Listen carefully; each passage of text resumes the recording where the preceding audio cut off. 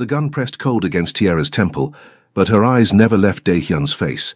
Blood trickled from the corner of his mouth, his hands raised in surrender, something she'd never imagined seeing from the most powerful man in New York's underworld. The warehouse around them reeked of gasoline and fear.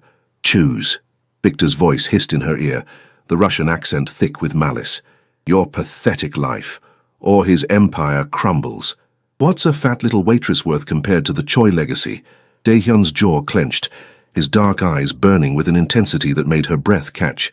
"Touch her again," he said, voice deadly calm despite the 5 guns trained on him, "and I will burn everything you love to ashes, starting with your brother." Bold words for a man about to watch his woman die. "She's not just my woman." Dae-hyun took a step forward, ignoring the weapons. "She's the only thing in this world I would sacrifice everything for. And if you think I won't trade my entire organization for her life, you don't know what love has made me." Tiara's heart thundered. How had a simple night shift at a Queen's diner led to this? How had the man who once terrified her become the only person who made her feel truly beautiful? 3 weeks earlier, the fluorescent lights of Benny's diner buzzed with their usual tired hum as Tiara Morgan wiped down the counter for the 3rd time that hour. 2:47 a.m. The graveyard shift stretched before her like an endless highway, and her feet already ached in her worn sneakers. She caught her reflection in the chrome napkin dispenser, dark brown skin gleaming with the sheen of exertion, her natural hair pulled back in a simple bun, curves stretching the fabric of her uniform in ways that made her want to hide behind the counter. Marcus's voice echoed in her head, as it had for the 2 years since he'd left. "You're built like my grandma, Tiara. What man's gonna want all that?"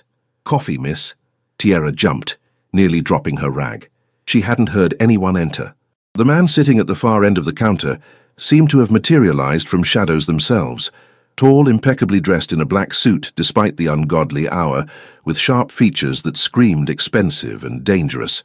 Korean, she registered, maybe mid-30s, with eyes so dark they looked like chips of obsidian. "Coming right up," she managed, reaching for the pot with hands that wanted to tremble. Something about him set off every alarm bell she possessed. She poured the coffee, hyper-aware of his gaze following her movements. Not leering. She knew that look well enough from late-night drunks. This was different. Assessing. Like she was a puzzle he was methodically solving. "You work here every night?" His English was perfect, barely accented, with a voice like smoke and silk. "Most nights." Tiara kept her tone professional, neutral. "Can I get you anything else?" "Why?" The question caught her off guard. "Why what? Why do you work the graveyard shift in Queens when you could do better?" He took a sip of coffee, never breaking eye contact. "You're educated. I can hear it in how you speak. And observant. You clocked the exit routes the moment I walked in." Tiara's pulse quickened. "I don't know what you're talking about." "Yes, you do." He set the cup down with deliberate care. "You noticed my men outside, too. The black sedan. You're smart enough to be afraid, but you're serving me coffee anyway. That's either courage or desperation. Look, Mr. Dae-hyun, Choi Dae-hyun." The name meant nothing to her, but the way he said it suggested it should. "Mr. Choi, I'm just trying to work my shift. If you're not ordering food, I'm ordering answers." He leaned forward slightly, and Tiara fought the urge to step back. 3 weeks ago, you witnessed something in the alley behind this diner. A transaction that went badly. Men were hurt. Tiara's blood ran cold. She tried so hard to forget that night. The shouting in Korean and Russian, the gunshot that had sent her diving behind the dumpster, the blood she'd seen pooling on the concrete when she'd finally dared to peek. "I didn't see anything," she whispered. "The men who did that deal believe otherwise. They think you saw faces, heard names." Dae-hyun's expression didn't change, but something flickered in his eyes. "They're going to come looking for you, Miss Morgan. And when they do, you'll wish you'd been smart enough to accept protection when it was offered." "Protection? From who?" "You."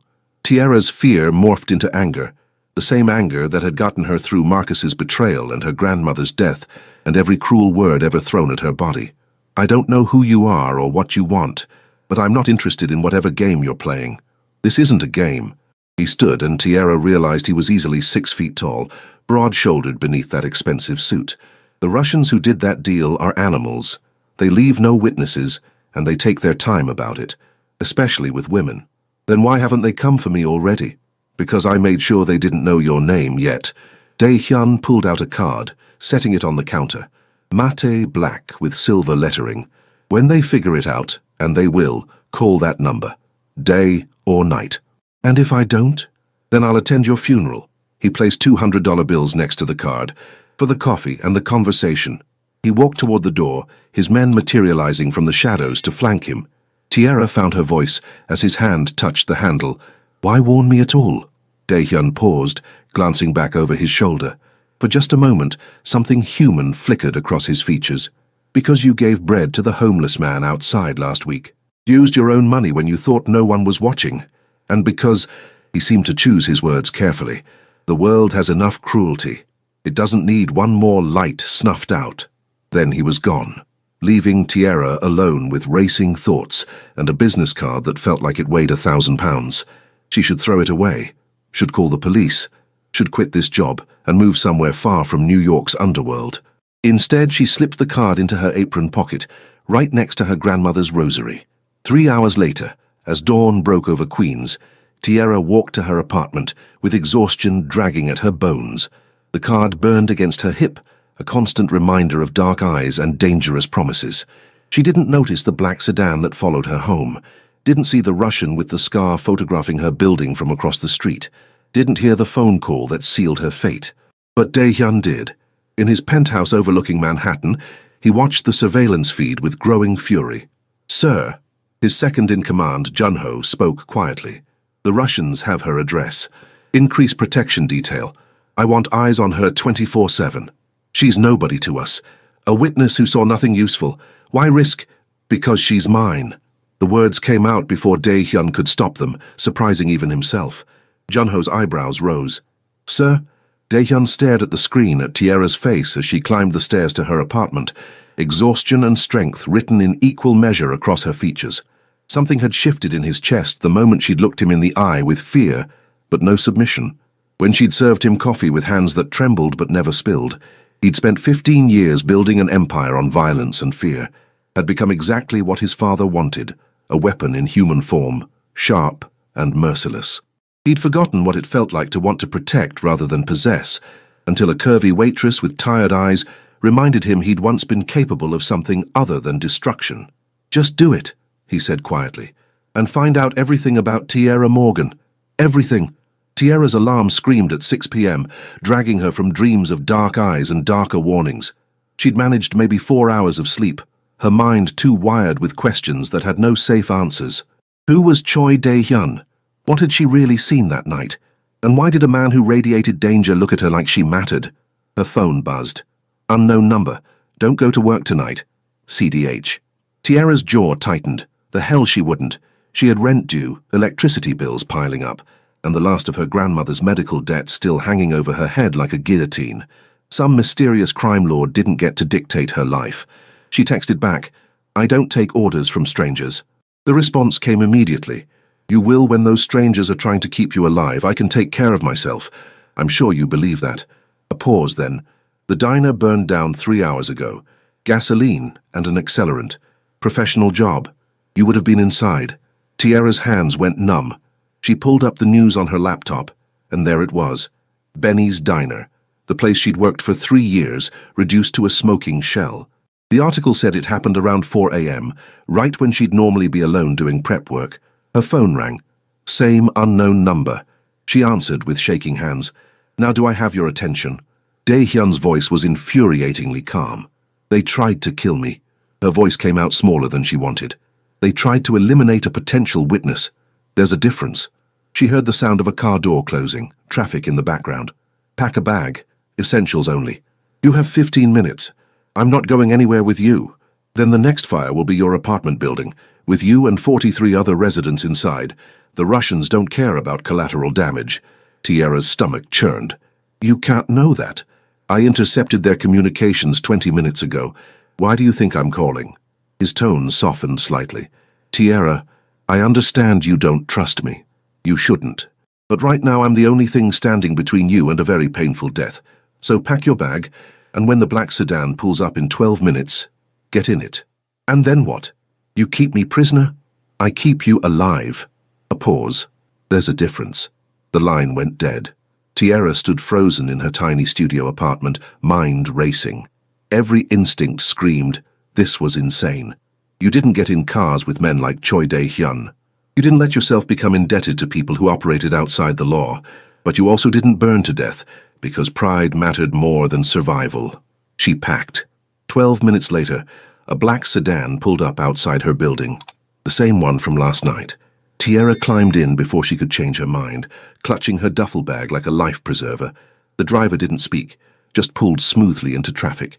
They drove through Queens into Manhattan, the city transforming around them from working-class neighborhoods to gleaming towers of glass and steel. Tierra pressed her face to the window, watching her world literally disappear behind her. They pulled into an underground garage beneath a building that screamed money. The driver opened her door with practiced efficiency. "This way, Miss Morgan." The elevator was all mirrors and chrome, rising so fast her ears popped. The doors opened directly into a penthouse that belonged in a magazine, floor-to-ceiling windows overlooking the Manhattan skyline, furniture that probably cost more than her yearly salary, art on the walls that might be originals. Dae-hyun stood by the windows, hands in his pockets, still wearing that impeccable suit. He turned as she entered, and Tierra was struck again by how he moved, like violence contained in elegant packaging. "Welcome," he said simply. "To my prison?" Tierra set down her bag, lifting her chin. "Let's not pretend this is anything else." "To your protection," he gestured to the space.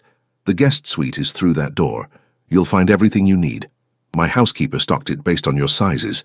Tierra's eyes narrowed. "How do you know my sizes?" "I know everything about you," he said it matter-of-factly, without malice. "Tierra Isabella Morgan, 28 years old. Raised by your grandmother Maria Santos after your mother died of breast cancer when you were 12. Graduated from Queen's College with a degree in social work, but couldn't find work that paid enough. Worked 3 jobs until your grandmother's cancer diagnosis. Dated Marcus Williams for 4 years until he left you for someone thinner." His eyes met hers. "Shall I continue?" Rage and humiliation burned through her. "You had no right. I had every right. You're under my protection now. That means knowing your vulnerabilities." He moved closer, and Tierra held her ground even as her heart hammered. "It also means knowing your strengths, like how you paid for your ex-boyfriend's mother's surgery even after he left you, how you organized a food drive for your building during COVID, how you read to nursing home patients every Sunday before your grandmother died." Tierra blinked back tears. "Why does any of that matter to you?" "Because I need to know what kind of person I'm protecting." Something shifted in his expression. "And because I need to understand why I can't stop thinking about a waitress who should mean nothing to me." The admission hung between them, raw and unexpected. "I don't understand any of this," Tierra whispered. "I'm nobody, just a girl who worked, in a diner. Why would anyone want to kill me? Why would you risk anything to protect me?" Dae-hyun was close enough now that she could see flecks of amber in his dark eyes. "You saw Victor Kozlov that night, the second in command of the Bratva's New York operations. He's paranoid, violent, and currently at war with my organization over territory in Queens." He paused. "And you're right. You should mean nothing to me.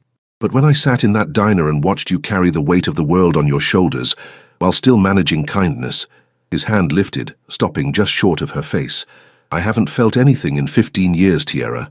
Not fear, not joy, not even anger, just cold calculation, until you." "That's not protection," Tierra breathed. "That's possession." "Maybe." His hand dropped. "But possession keeps you breathing. Nobility gets you dead." He stepped back, and Tierra felt the absence of his proximity like a physical thing. "The rules are simple," Dae-hyun continued, his voice returning to business.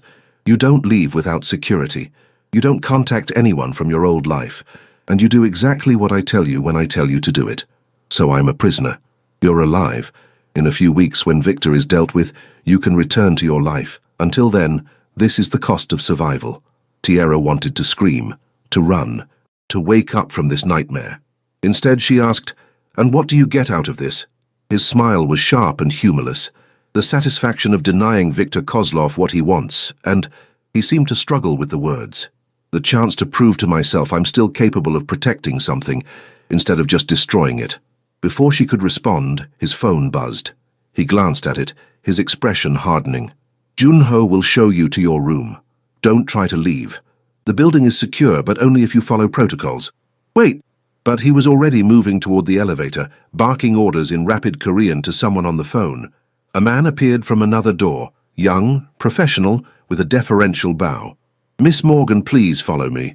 The guest suite was larger than her entire apartment had been, with a king-sized bed, private bathroom, and a closet already filled with clothes in her exact size. Tierra sank onto the bed, her mind reeling. 24 hours ago she'd been a waitress worried about tips and rent. Now she was living in a penthouse under the protection or control of a Korean crime lord who looked at her like she was simultaneously precious and dangerous. She pulled out her phone, thinking of people she should call, friends, former co-workers, someone to explain this insanity to, but Dae-hyun's words echoed, "You don't contact anyone from your old life." For the first time since her grandmother's death, Tierra felt truly alone. In his office downstairs, Dae-hyun stood at his own window, hands clenched behind his back. Junho entered quietly. "Sir, Victor knows she's here. He sent a message." "What kind of message?" "The kind written in blood." Junho pulled up photos on his tablet. 3 of our peripheral operators, executed. Left in Queens with a note, "Return the woman." Dae-hyun's jaw clenched. "Double the security. Lockdown protocols. And get me everything on Victor's recent movements." "Sir," Junho hesitated. "Why her? She's not worth a war." "She is to me." The words came out harder than intended, and that makes her worth everything. 3 days in a gilded cage taught Tierra that luxury was just another word for suffocation. She had everything: gourmet meals prepared by a private chef, clothes that actually fit her curves instead of just containing them, access to every streaming service imaginable. What she didn't have was freedom, or answers. Dae-hyun was a ghost, appearing only briefly for tense conversations that revealed nothing. She'd catch glimpses of him in hallways, always on the phone, always radiating that controlled danger. Once, she'd woken at 3 a.m. to raised voices in Korean and the unmistakable sound of someone being beaten in the penthouse below. Now she stood by the floor-to-ceiling windows, watching the city lights sparkle like distant stars. Behind her, the penthouse was silent, except for the hum of climate control. Even the security guards stayed invisible, though she knew they were there. "Can't sleep?" Tierra spun. Dae-hyun stood in the doorway of his private office, tie loosened, hair slightly disheveled. Blood specked his white shirt sleeve, not his own, she instinctively knew. "Someone was screaming earlier," she said quietly, in Korean. Then they stopped very suddenly. "Business." He moved to the bar, pouring 2 glasses of whiskey. Brought one to her. "You don't want details." "Maybe I do." Tierra took the glass but didn't drink. "Maybe I deserve to know what kind of man is keeping me prisoner. Protected, not prisoner. Semantics." She gestured to the windows. "I can't leave. Can't call anyone. Can't even order my own food. If this is protection, it feels a lot like control." Dae-hyun's expression darkened. "You want to know what I do? Fine. I run an organization that controls 40% of New York's underground economy. Gambling, protection, import-export of goods that customs doesn't need to know about. I make decisions that affect thousands of lives, and sometimes those decisions involve violence." He moved closer and Tierra refused to back away. "That man downstairs betrayed his brothers for Russian money. He got off easy with just broken ribs. You don't feel anything, do you? Not guilt, not remorse." "I feel plenty." His voice dropped to something dangerous. "I feel responsible for 300 people who depend on me for their livelihoods. I feel the weight of a legacy my father built with blood and sacrifice. And lately, I feel something I can't name every time I look at a woman who should mean nothing to me." Tierra's breath caught. "Don't. Don't what? Don't look at me like that. Like I'm something other than an inconvenience you're stuck with. You think that's what you are?" Dae-hyun laughed, but there was no humor in it. "Tierra, keeping you here has cost me 2 safe houses, 7 men, and a territory deal worth millions. Victor is burning my operations to the ground trying to get to you. You're the most expensive inconvenience I've ever had." "Then let me go." "I can't." The admission seemed torn from him. "I've tried to convince myself you're not worth it, that I should just hand you over, make peace with Victor, cut my losses. But every time I think about him touching you, hurting you..." His hand shot out, gripping the window frame hard enough. His knuckles went white. "I want to burn his entire organization to ash." "Why?" Tierra whispered. "You don't even know me." "I know you gave your last $20 to a homeless veteran. I know you work yourself to exhaustion to honor debts you didn't create. I know you've been told you're not enough your entire life, and you still choose kindness over bitterness." His eyes found hers. "I know that in a world that taught me love is weakness, you make me want to be weak." Tierra's heart hammered. Dae-hyun! Her phone rang, the one Junho had given her for emergencies only. They both stared at it. Don't answer, Dae-hyun said sharply, but Tierra was already swiping. Hello? Miss Morgan. The voice was Russian-accented, smooth as oil. My name is Victor Kozlov. I believe you have something I need. Dae-hyun was across the room in 2 strides, grabbing the phone and putting it on speaker. His face had gone carved from ice. How did you get this number? Ah, Choi. Good. Saves me a second call. Victor's laugh was unpleasant. Your security is impressive, but not perfect. I know where she is. I know she's wearing blue pajamas. I know she's standing by the north window. A pause. I can see her right now. Tierra stepped back from the window, blood draining from her face. Dae-hyun pulled her against him, shielding her body with his own. Touch her and You'll what? Start a war you can't win? I have 3 times your numbers, Choi, and allies you don't know about. Victor's tone turned contemplative. But I'm not unreasonable. A trade. The woman for peace. Everyone walks away. No, I wasn't asking. The playfulness dropped from Victor's voice. You have 24 hours to deliver her to me, or I'll take her myself. And when I do, I'll make sure you watch what I do to her before I kill you both. The line went dead. Dae-hyun was already moving, barking orders in Korean. Security guards materialized, checking windows, locking down systems. Junho burst in, tablet in hand, face pale. Sir, we have a breach. One of the cleaning staff. She was compromised, FSB trained. She planted cameras. Find her, and anyone she contacted. I want them breathing enough to talk, nothing more. Dae-hyun turned to Tierra, his hands gripping her shoulders. Pack now, we're moving you. Where? Somewhere even I won't know until we're there. His eyes burned with intensity. This is my fault. I should have moved you immediately, should have anticipated. Stop. Tierra placed her hands over his, feeling the tremor he was trying to hide. This isn't your fault. I saw something I shouldn't have. That's not on you. Everything about you is on me now. His hand cupped her face, thumb brushing her cheekbone. I won't let him have you, even if I have to destroy everything I've built to keep you safe. That's crazy. I know. His forehead pressed against hers. I know it's insane. I've known you for 72 hours. You should be nothing to me, but Tierra... His voice dropped to a whisper. You're everything. Before she could respond, alarms shrieked through the penthouse. We're breached, Junho shouted. Basement level, 4 hostiles, no 6. An explosion rocked the building. Glass shattered. Tierra found herself shoved behind Dae-hyun as he produced a gun from somewhere, his body between her and danger. Get her to the panic room, he ordered. Now! Hands grabbed Tierra, pulling her toward a hidden door. She fought, reaching for Dae-hyun. No, I'm not leaving you. You don't have a choice. His eyes met hers one last time, and she saw something there that made her chest ache. If I don't walk out of this, Junho will get you somewhere safe. Trust him. Dae-hyun! The door slammed shut. Steel, bulletproof, soundproof. Tierra pressed against it, screaming his name as gunfire erupted on the other side. The panic room was 6 by 8 feet of reinforced steel, stocked with supplies for a siege. Tierra paced it like a caged animal, her mind filled with images of Dae-hyun bleeding, dying, gone. The silence was worse than the gunfire had been. At least noise meant he was still fighting. Junho sat by the door, his weapon drawn, face professionally blank, but his jaw was tight, and he kept checking his watch. How long has it been? Tierra asked. 17 minutes. Shouldn't we hear something? Panic room is soundproof. It's designed to... He cut off as his phone buzzed. Read the message. Went pale. What? What is it? Victor's men breached the penthouse. 8 of them. They... He swallowed hard. They have Dae-hyun. Tierra's world tilted. Is he alive? For now. They're using him as bait, demanding we open this door and hand you over, or they'll execute him on camera. Then open it. Absolutely not. My orders are to keep you safe no matter... I don't care about orders. Tierra grabbed Junho's arm. He's dying because of me. I won't let that happen.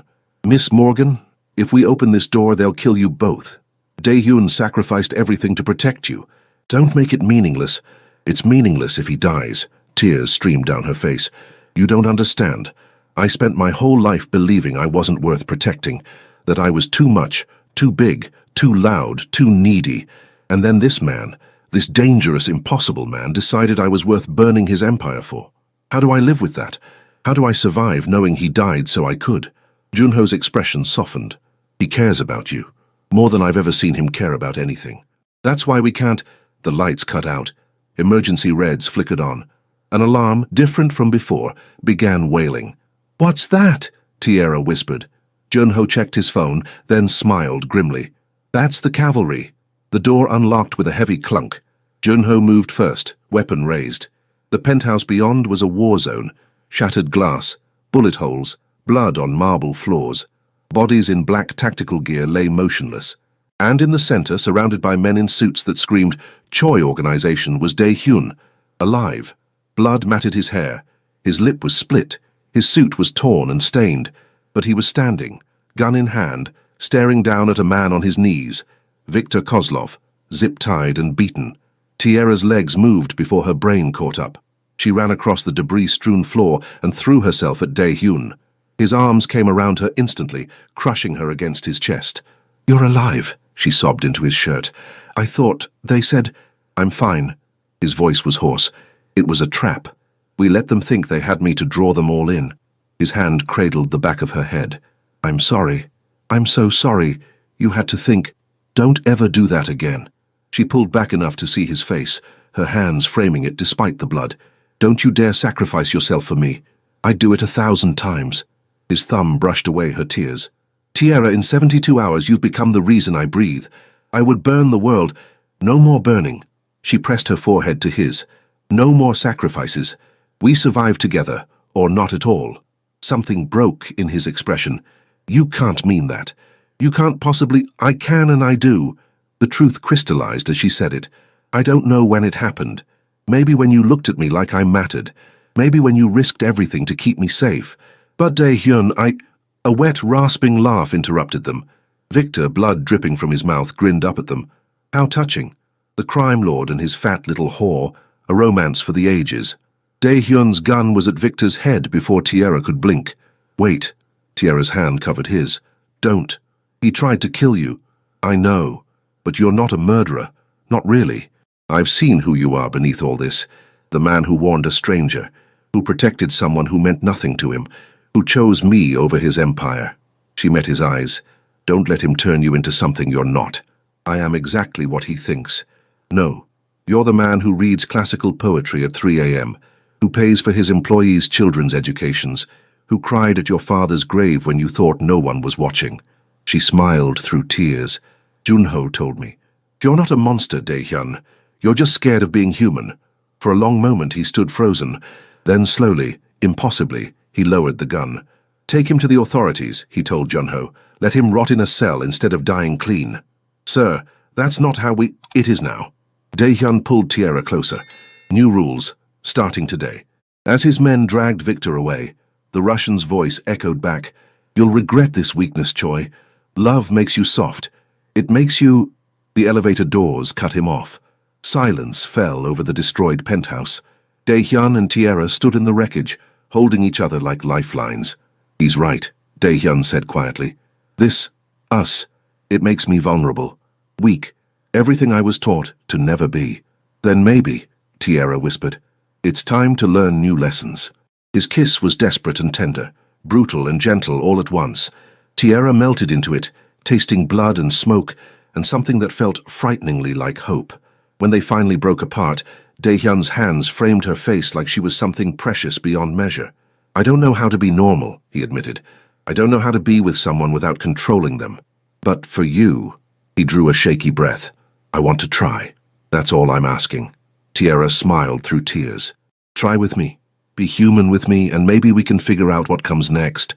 What if I fail? What if I hurt you? Then we'll deal with it together." She took his hand, lacing their fingers. "I'm not asking for perfect, Dae-hyun. I'm just asking for real." He pulled her close again, his face buried in her hair. "You deserve so much better than a criminal who can barely remember how to feel." "Maybe." Tierra tightened her arms around him. "But you're what I want. Broken edges and all." Outside the windows, dawn broke over Manhattan. The city that had witnessed their impossible beginning now watched as a crime lord and a waitress clung to each other in the ruins of his empire, choosing love over survival, vulnerability over power. It was the most dangerous thing either of them had ever done. It was also the most real. The safe house in the Catskills was nothing like the Manhattan penthouse, a modest cabin surrounded by pine trees and genuine silence. No guards visible, though Tierra knew they were there. No luxury, just warmth and space to breathe. She stood on the deck, wrapped in one of Dae-hyun's sweaters, watching snow fall through twilight. Behind her, she heard him emerge from the cabin. "You should be inside," he said, draping a blanket over her shoulders. "It's freezing. I spent the last week in climate-controlled luxury. I missed real weather." Tierra leaned back against him, feeling his arms encircle her waist. "Is it done? Victor's in federal custody. His organization is collapsing, and I've made arrangements." His voice was carefully neutral. "What kind of arrangements?" "The kind that mean I'm out." He turned her to face him. "I'm done, Tierra. With the organization, with the violence, with all of it. I'm transferring control to Junho and the council. Clean transition, no blood." Tierra's eyes widened. "You can't just walk away from—" "I can. I am." His hands cupped her face. "How you asked me to be human with you, but I can't do that while running an empire built on fear. So I'm choosing you, choosing us, choosing a life where I'm not constantly calculating who to hurt next." "Dae-hyun." Tears pricked her eyes. "That's your legacy. Your father's—" "My father built something that cost him everything, including his humanity. I won't make the same mistake." His forehead pressed against hers. "You're my legacy now. Whatever we build together, that's what matters." "What about money? How will we—" "I have enough legitimate investments to live comfortably. Not penthouse comfortable, but good, stable." He smiled slightly. "Junho's already teasing me about becoming soft." Tierra laughed through tears. "You're not soft. You're just choosing different battles. With you, it doesn't feel like a battle." His thumb traced her cheekbone. "It feels like coming home." She kissed him then, slow and deep, pouring every ounce of gratitude and fear and desperate hope into the connection. When they broke apart, both breathing hard, Dae-hyun's eyes had gone dark with want. "Tierra." Her name was a prayer and a question. "Yes," she whispered. "Whatever you're asking." "Yes." He lifted her easily, carrying her inside to a bedroom lit by firelight, set her down with a gentleness that belied his strength. "I need you to understand something," he said, his hands trembling slightly as they traced her curves. "I'm not good at this, at being vulnerable, at letting someone see all of me. But with you—" He drew a shaky breath. "I want to try. Want to give you everything I am, broken pieces included." Tierra pulled him down to her, tears streaming freely now. "Then give me your broken pieces. I'll give you mine. And maybe together we can make something whole." What happened next was tender and fierce, desperate and gentle. Two people learning how to be human together, how to connect without control, how to love without fear. The firelight painted their skin in gold and shadow, as clothes fell away, as barriers crumbled, as a crime lord and a waitress discovered what it meant to truly see and be seen. Afterward, wrapped in blankets and each other, Tierra traced the scars on Dae-hyun's chest, evidence of a life lived in violence. "Do you regret it?" she asked quietly. "Everything you're walking away from?" "Not for a second." His hand captured hers, bringing it to his lips. "You asked me once why I risked everything for you. The truth is, you gave me something I thought I'd lost forever. The chance to be more than what I was made into, to choose kindness over cruelty, protection over possession." He met her eyes. "You didn't just save my life, Tierra. You reminded me I had one worth saving. I didn't do anything special. You existed, and you looked at me like I could be more than a monster." His voice cracked. "Do you have any idea how rare that is? How impossible?" Tierra cupped his face, feeling the wetness on his cheeks. "You were never a monster. Just a man taught that monsters were all he could be." "Then teach me something new," he whispered. "Teach me how to be the man you see when you look at me. I don't need to teach you. You already are him." She kissed him softly. "How you just needed permission to believe it." They fell asleep like that, tangled together in firelight, two people who'd found each other in the worst possible circumstances and chosen to build something beautiful anyway. Outside, snow continued to fall, and in the darkness, Junho's security team maintained their silent vigil, not because Dae-hyun had ordered it, but because they'd chosen to protect the man who'd shown them that strength and humanity weren't mutually exclusive. The next morning, Tierra woke to the smell of coffee and burning bacon. She found Dae-hyun in the kitchen, swearing in Korean at a smoking pan. "I'm a terrible cook," he admitted, looking adorably frustrated. "I've had people do this for me my entire life." Tierra laughed, taking over. "Then I'll teach you, along with laundry, grocery shopping, and all the other normal things you've missed." "Normal." He tested the word like it was foreign. I'm not sure I know how to be normal. Lucky for you, she said, hip-checking him playfully. Neither am I. We'll figure it out together. As they cooked breakfast side by side, her fixing his mistakes, him making her laugh with his determined incompetence, something settled in Tierra's chest. Peace, the kind she'd never known with Marcus, never even imagined possible, because this man, this dangerous, broken, beautiful man, looked at her curves and saw strength, looked at her past and saw resilience, looked at her future and saw partnership. Tierra? Daehyun's voice pulled her from her thoughts. Yeah? Thank you. For what? For seeing me. The real me, beneath everything I pretended to be. He took her hand. You said you were too chubby to be loved. But you're not too anything, you're exactly enough, and I'm going to spend every day proving that to you. Tears blurred her vision. That's a big promise. Then I'd better get started. He pulled her close. Bacon forgotten. I love you, Tierra Morgan. Your curves, your kindness, your strength, every impossible, beautiful piece of you. And I will never, ever let you forget that you're worth loving. I love you too, she whispered against his lips. My dangerous, broken, surprisingly terrible cook of a former crime lord. He laughed, truly laughed, and the sound was the most beautiful thing she'd ever heard. The years that followed were far from perfect, but they were real. Daehyun struggled with normalcy, with being powerless to fix every problem, with trusting that love didn't require control. There were nights when nightmares woke him, when the weight of his past pressed down like a physical thing. But Tierra was there, steady and strong, reminding him that broken things could heal if given patience and light. Tierra battled her own demons, the voice of her ex that whispered she wasn't enough, the internalized belief that she was too much. But Daehyun was there, worshipping her body with touch and words, proving that her curves were beautiful, that her strength was sexy, that she was exactly what he needed. They bought a house in Westchester, not too grand, not too modest, just right for two people learning how to build a life.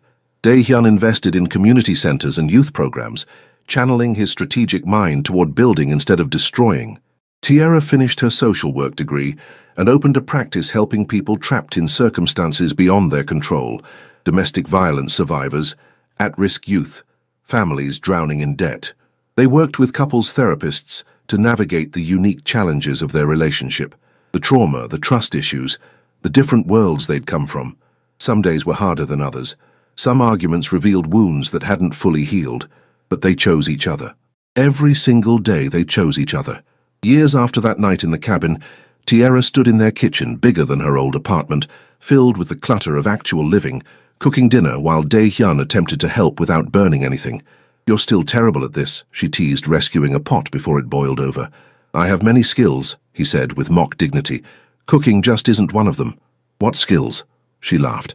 Besides looking brooding and making me coffee exactly how I like it. He pulled her close, hands settling on her hips. I'm excellent at loving you. That's a skill that matters. Smooth talker. But she melted into him anyway, because it was true. He'd spent years learning the language of her body, her heart, her needs, became fluent in the ways she showed love, through service, through food, through steadfast presence. There's something I want to talk about, Daehyun said quietly. Tierra tensed. That sounds ominous. Not ominous, just big.